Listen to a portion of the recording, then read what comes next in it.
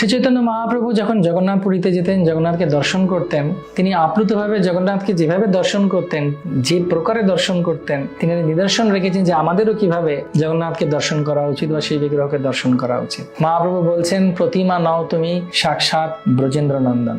এবং সেই জন্য যে কাতর প্রেমে আমরা জগন্নাথকে দর্শন করব, সেইভাবেই জগন্নাথ আমাদেরকে কৃপা দান করবেন। চৈতন্য মহাপ্রভুর নেত্র এবং ভক্তবৃন্দের নেত্রগুলো হয়ে যেত ভ্রমরের মতো, এবং জগন্নাথ এবং ভক্তের মধ্যে যেন একটা প্রতিযোগিতা হতো, কে কাকে বেশি আনন্দ দান করতে পারবে। শ্রী জগন্নাথ দেব তার রূপের বর্ধন করতেন এবং ভক্তরা আরো বেশি করে মধু পান করতেন জগন্নাথের মুখ কমলে। তো সেজন্য শ্রী চৈতন্য মহাপ্রভুর মতো আমরা যখন তার পদাঙ্ক অনুসরণ করে শ্রী বিগ্রহের দর্শন করব, শ্রী চৈতন্য মহাপ্রভু যেভাবে বলছেন যে প্রতিমা নও তুমি সাক্ষাৎ ব্রজেন্দ্র নন্দন, আমরা যেভাবে ভগবানের সঙ্গে আদান প্রদান করব, সেইভাবে ভগবানও আমাদের সঙ্গে আদান প্রদান করবেন। তখন আমরা বুঝতে পারবো যে শ্রী বিগ্রহ একজন স্বয়ং ব্যক্তিত্ব, স্বয়ং কৃষ্ণ, যিনি দর্শন দিয়ে আমাদেরকে আনন্দ লাভ করাচ্ছেন, আমাদেরকে আশীর্বাদ করাচ্ছেন।